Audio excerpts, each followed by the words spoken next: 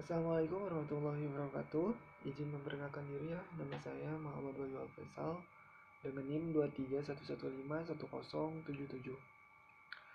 Saya dari kelas pagi B. Di sini saya akan mempresentasikan suatu makalah yang telah saya buat. Makalah ini untuk memenuhi nilai mata kuliah, analisis, dan estimasi biaya. Makalah ini berjudul Analisis Kinerja Keuangan PT Kereta Api Indonesia Persero pada masa pandemi COVID-19 berdasarkan metode Altman Z-Score. Sebelum kita lebih jauh menganalisis kinerja keuangan PT Kereta Api Indonesia ini, kita harus mengetahui lebih dulu bahwa perusahaan yang kita analisis yaitu PT Kereta Api Indonesia. Nah, seperti apa sih PT Kereta Api Indonesia ini? Nah, PT Kereta Api Indonesia ini adalah perusahaan yang bergerak di bidang jasa transportasi terbesar di Indonesia yang beroperasi khususnya di Pulau Jawa dan Pulau Sumatera yang notabene penduduknya itu memiliki terbesar di seluruh Indonesia. Nah, PT Kereta Api Indonesia ini merupakan salah satu perusahaan milik negara yang dikelola langsung oleh BUMN atau Badan Usaha Milik Negara. Kita perlu ingat juga ya, pada tahun-tahun kebelakang, yaitu tepatnya pada tahun 2019 ini terjadi sebuah pandemi, yaitu COVID-19 yang mengakibatkan itu banyaknya ekonomi maupun kegiatan kita yang terhambat. Nah, tidak menutup kemungkinan juga bahwa perusahaan-perusahaan yang banyak terkena imbas dari pandemi COVID-19 ini. Nah, tidak terlepas juga bahwa PT Kereta Api Indonesia ini terkena imbas dari pandemi COVID-19 ini. Imbas yang diterima langsung oleh PT Kereta Api Indonesia ini adalah merosotnya pendapatan perseroan yang selama masa pandemi COVID-19 merebak ini. Nah, sejak Januari hingga September tahun 2020, pendapatan dari jasa angkutan PT Kereta Api Indonesia mengalami penurunan hingga 9,8 triliun. Padahal pada periode yang sama di tahun 2019 ini, jasa angkutan PT Kereta Api Indonesia mampu mencatatkan pendapatan sebesar 16,3 triliun rupiah. Perlu kita ketahui juga apa itu metode Altman Z-Score ini. Nah, metode Altman Z-Score adalah suatu model yang memprediksi kebangkrutan suatu perusahaan yang ditemukan oleh Edward Altman pada tahun 1968. Nah, Altman Z-Score ini adalah formula untuk menentukan apakah suatu perusahaan itu, terutama di bidang manufaktur, sedang menuju kebangkrutan atau memiliki keuangan perusahaan yang sehat. Nah, rumusnya itu memperhitungkan rasio profitabilitas, leverage, likuiditas, solvabilitas, dan aktivitas. Selanjutnya, skor Altman Z yang mendekati 0 menunjukkan bahwa perusahaan tersebut mungkin akan bangkrut atau memiliki keuangan yang tidak sehat. Sedangkan skor yang mendekati 3 menunjukkan bahwa perusahaan itu berada dalam posisi keuangan yang kuat atau perusahaan itu memiliki keuangan yang sehat. Selanjutnya itu ada rumus model Altman Z-Score.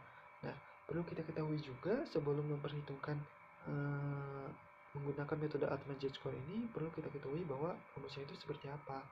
Nah, rumus model Altman Z-Score ini adalah Z sama dengan 6,56x1 plus 3,26x2 plus 6,72x3 plus 1,05x4. Untuk keterangannya sendiri bahwa Z-nya itu adalah indeks keseluruhan atau overall index. Nah, untuk X1 itu keterangannya itu adalah working capital to total asset.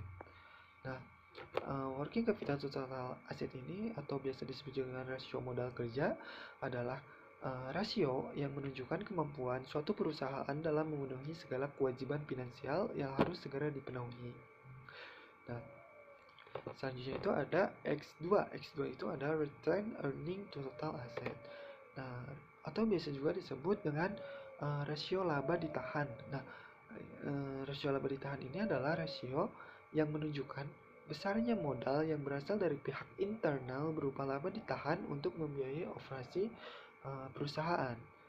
Selanjutnya itu ada X3. X3 itu ada earning before interest and tax to total asset, atau rasio laba sebelum bunga dan pajak adalah rasio yang menunjukkan kemampuan perusahaan dalam mengelola total aktiva untuk mendapatkan keuntungan sebelum bunga dan pajak. Nah, selanjutnya ada X4. X4 ini adalah book value of equity to total liability, atau rasio nilai buku ekuitas. Nah, rasio nilai buku ekuitas ini adalah rasio yang menunjukkan kemampuan perusahaan dalam memenuhi total kewajiban jangka panjang dibandingkan dengan ekuitasnya.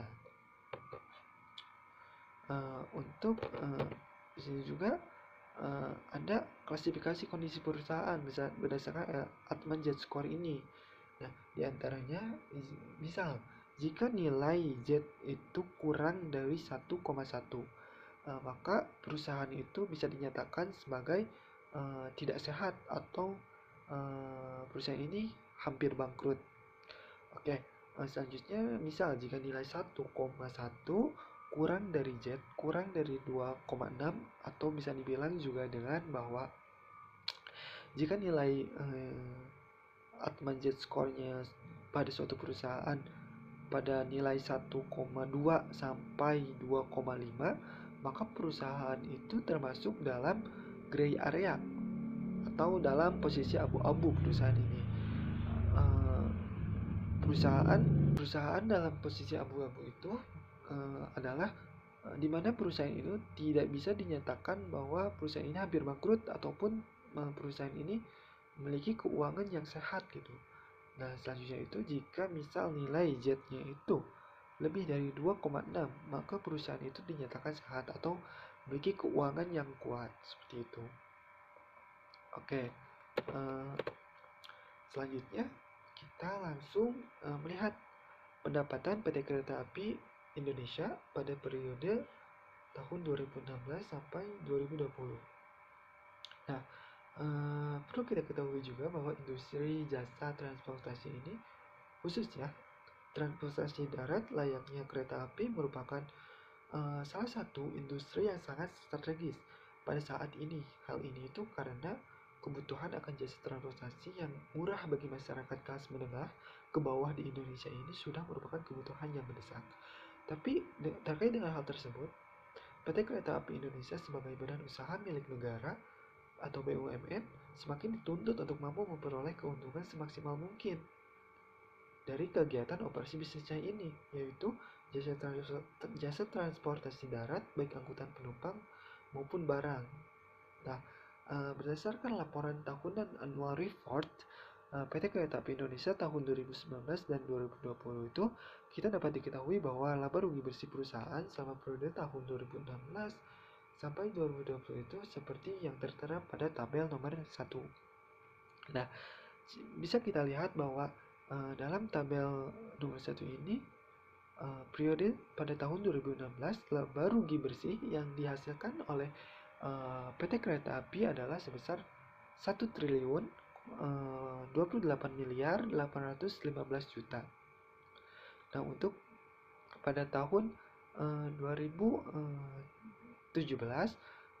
laba rugi bersih yang dihasilkan oleh PT Kereta Api Indonesia ini mencapai 1 triliun 720 miliar 317 juta rupiah, atau naik ya bisa dibilang. Nah, perubahannya itu sebesar 691 miliar 502 juta rupiah, atau dalam persentasenya sebesar 67,21%. Nah, untuk periode tahun 2018, laba rugi bersih yang dihasilkan oleh PT Kereta Api Indonesia ini sebesar 1 triliun 555.220.000.000 atau mengalami penurunan ya. Perubahannya itu sebesar minus 165.997.000.000 atau berkisar minus 9,60%. Nah, untuk periode tahun 2019, laba rugi bersih yang dihasilkan oleh PT Kereta Api Indonesia ini adalah sebesar 1.947.047.535.000 rupiah. Atau bisa dibilang pada 2019 ini mulai naik ya, atau pada perubahannya itu sebesar 419.827.535.000 atau dalam persentase 26,99%. Nah, pada periode tahun 2020 atau pada masa puncaknya pandemi COVID-19 ini, pendapatan dari PT Kereta Api Indonesia itu sebesar minus 1.236.237.652.000 rupiah atau perubahannya itu sebesar minus 3.711.285.227.000 atau dalam persentase adalah minus 187,91%. Nah, rata-rata pendapatan yang dihasilkan oleh PT Kereta Api Indonesia ini adalah khususnya pada tahun 2016 sampai tahun 2020, laba rugi bersih yang dihasilkan adalah 908.632.000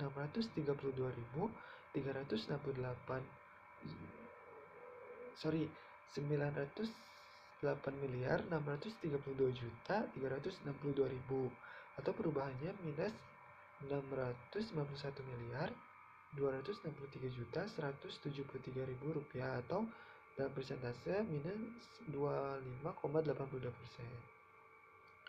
Nah, ternyata rata-rata pendapatan dari bisa dibilang bahwa pada tahun 2019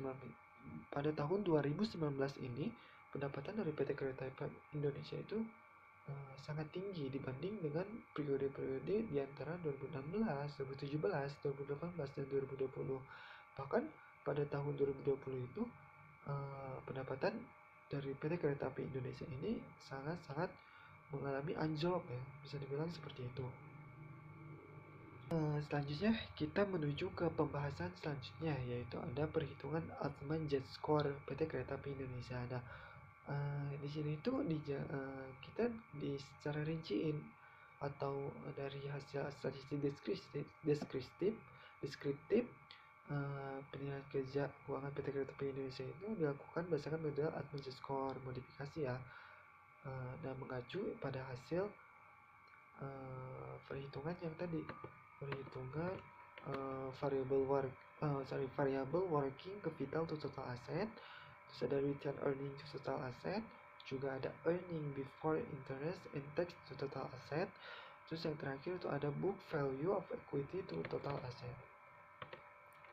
Nah, bisa kita lihat di dalam tabel nomor 2 ini yaitu hasil analitik statistik deskriptif. Nah, pada variabelnya